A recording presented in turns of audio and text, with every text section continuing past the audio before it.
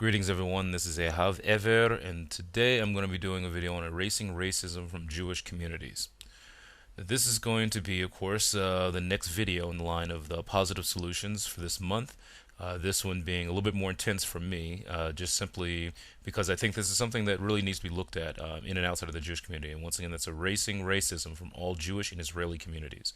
So the basic thing here is, in order to really understand some of this, here are a few terms that need to be thrown out there. I'm not going to be dealing specifically with the Hebrew terms this particular video around, but I think it's good to have these terms out there in terms of who I'm talking about. Okay, so the problem is that I've heard from a number of people that I know or associate with that there are a number of Jews who have racism that they try to hide either through calling out anti-Semitism or using the Holocaust card. The two things I'm going to present today are two sides of the solution. A Jewish solution for policing ourselves, and what, as non-Jews, when you come across racism from Jews, what you can do. So in order to even deal with this issue, we have to discuss what are the issues. So you can see here a list of issues. Predominantly, my particular focus is on the fact that I think a number of Western Jews who I see accepting racism, racist ideas, are doing so because they're trying to act white in some way, being this, kind of abstract term of whiteness. Okay, so what do I mean by this abstract term of whiteness? Two of the things that it leads to is escapism on the Jewish side of trying to escape being Jewish and are called to logic and truth, and outside stimuli that affects us as Jews. Okay, so in order to really get an idea of this, there are a number of things in terms of escapism. Of one of the biggest being using terminology that is foreign to Judaism. The N-word, the word Cushi, and the word sand nigger that I've seen some Jews use in some cases, not all, are basically, in my view, avodah zarah, which means idolatry or foreign work, things that are not intrinsic to Jewish understanding. Some of these things have been influenced because of pop culture, racist propaganda from the Western media, as well as things in terms of gangster rap, but also from this idea that there's such thing as a Judeo-Christian concept, which there isn't. There's Judaism and then there's Christianity. The two are not the same. And then also, some Jews thinking that they're white. Okay, so in terms of dealing with Jewish culture, we have to really get back to our roots in order to deal with any form of racism that has been picked up by certain Jews in our communities. And this is the way that we can do that. Basically, when it comes to returning to our roots, we have to understand what some of the issues are about in terms of these things that we've accepted. The ultimate goal of Judaism is to create a nation of people dedicated to truth. The truth is, these things that we're accepting. The things that we're against are what's called avodah zarah, or foreign work, or, concepts that are not based upon truth themselves. So a real Jew is someone who rejects avodah zarah. So when I talk about Jews returning to our roots, I think a lot of this is about education because, as Jews, we don't have to get involved in this whole black or white dichotomy. And basically, these are the concepts of black or white that I'm talking about. Because to me, I may be alone on this, but I consider quite a bit of this to be what I call, once again, avodah zarah, certain ideological falsehoods that don't exist within Jewish writ or understanding when you start going back into ancient times.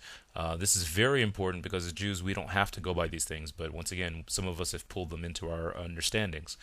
So the first thing to do is to know the facts, know the facts from fiction, be honest about the reality, make every possible attempt to dislodge oneself from the falsehood, and never return to the falsehood. All of this comes from the Mishnah Torah, laws of repentance. So why should a Jew reject these things? Well, first of all, we know that as a society, we're supposed to be pursuers of tzedek, of things that are correct, things that are truthful, or things that are righteousness. This is like one of the bases for the society that we were supposed to create in terms of being a just society or, a correct society.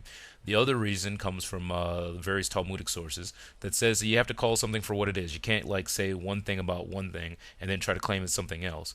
The other reason is that the Talmud teaches us that in the beginning man was created from all the sections of the earth so that no one group can say that their pedigree was better than other ones. So that is a very strong point in terms of this idea. We also know from the Rambam that when the Torah says that the creator of all things made humans in his image, there was no image in terms of a physical image because we don't believe that the creator of all things has a physical image, but basically the intellect that humans have is what we were created with. So your intellect, which every human, Jewish or not, has, is what was given as the gift from the creator. So if every human has it, you can't accept racist ideologies about any group because every group has the same intellect. So with this understanding, it gives you a completely different perspective on how you're supposed to look at your fellow man, regardless of their actions. That everybody has the ability to be logical because you were created with it. You have the ability to be intellectual because you were created with that. And once again, not just the Jewish nation, but every nation on the earth. And in order to really understand these further, we have to understand that when the Torah and also ancient Jewish texts are talking about nations, or talking about peoples, they're not really talking about races. They're talking about nations of people, people who form societies. Which, once again, this is not a racial thing. It's all nations. So, for example, when you start looking at the text, you have to understand it from this angle that the race issue is something that's a modern thing and it's foreign to Judaism because it didn't exist in that way back then. Just as you can see from one of the rabbis I learned from when I was in New York, a really, really knowledgeable, real honorable rabbi from which I learned a lot, Rabbi Mark Angel. Basically, this idea of standing up against falsehood comes up continuously in terms of Jewish culture. We're not talking about religion. Religion is like a whole different thing. And, I'm one of those people who doesn't believe in the word religion as it's termed in the West, but I believe in things that are just like true and things that are basically logical. So it makes no sense for a Jew to claim all these holy things on one side and then to accept things that are known to be untrue, which all racist terminology, all racist concepts are basically falsehoods. So if it's false, as a Jew, you have to reject it. Okay, so basically one of the other reasons we see for rejecting racism or racist terminologies and racist concepts is that we have a number of things within our historical texts, as you can see listed here, that basically teaches us that all of humanity is on the same level in terms of being human. At the same time, we have different responsibilities, but regardless, all humanity has the ability to reason, and all of humanity is included in our cultures in terms of being the Jewish culture in terms of understanding. So sometimes what happens is when you talk about things like this, there are some excuses that come up, but the non-Jews are doing it, or the non-Jews are being anti-Semitic, Semitic. Why should I be held to a higher standard? And basically the reason is simple. As I said before, as Jews, we're supposed to reject avodah zarah. Avodah zarah being foreign work or foreign concepts that are not, basically against our culture, against our tradition, and against the way that all of humanity was meant to be created. As you can see here listed, that avodah zarah, in a sense, goes against logic. Once again, people term it as idolatry, but the word itself basically means foreign work. So because these terms are foreign, you have to reject them as a Jew. Now the non-Jewish part in all this is that I've met some non-Jews who say that they get in an argument with Jews who always want to, not allow them to say their mind in terms of the racism they feel they experience from Jews. Any non-Jew watching this video, you can use the things that I'm listing, and also I'm going to do a part 2 to this, as ways to bring Jews back to the table of reason. Because sometimes this gets into this whole issue of the chosen people complex that people accuse us of. The Israel nation is supposed to be a chosen people. The real truth is we're chosen to have a particular mission, that all of humanity has a mission. All nations have a mission. Our mission's a very particular one, and that's it. We have to fulfill it. Basically, in order to do our mission, we have to have a complete rejection of the false Western ideology of race and racist theologies.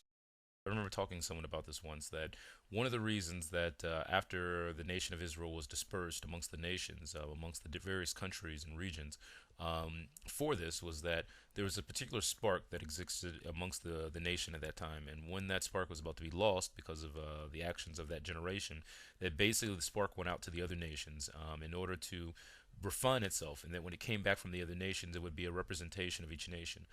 All the pictures you're seeing now are all Jews, all people who are either Jews who are Israelis living in the Middle East, because as of course Israelis are Middle Eastern people, or Jews who live on the outside but are still Jews. Because of the fact that when you look at the broad range of Jewish identity in terms of Jewish culture, the world is on some level represented within our nation. So it makes no sense for us on one hand to go on and on about the non-Jews this, or in terms of race and racism, and using these terminologies that have come from Western media, Western enslavement of people or the persecution of people, and then try to act as if we somehow have every right to be just like the other nations do. Once again, every nation is expected to reject racism, reject untruth. But as a nation, we've received a particular culture that forces us to, because there's a portion of the Talmud that actually even says that a real Jew, a real Yisraeli, is one who rejects avodah zarah, one who rejects all falsehoods and untruths. So, once again, this is not something I'm making up. And in the next video, I'm going to actually, go into more detail on this. This is kind of the, I guess you could say, introduction, and it's hard to get all this in like one video. But basically, the whole this is the whole point that we as Jews have to reject Avodah Zarah because of the Torah. So once again, this is a Have Ever. This is a month of positive solutions. Look forward to the next video where I go into more detail.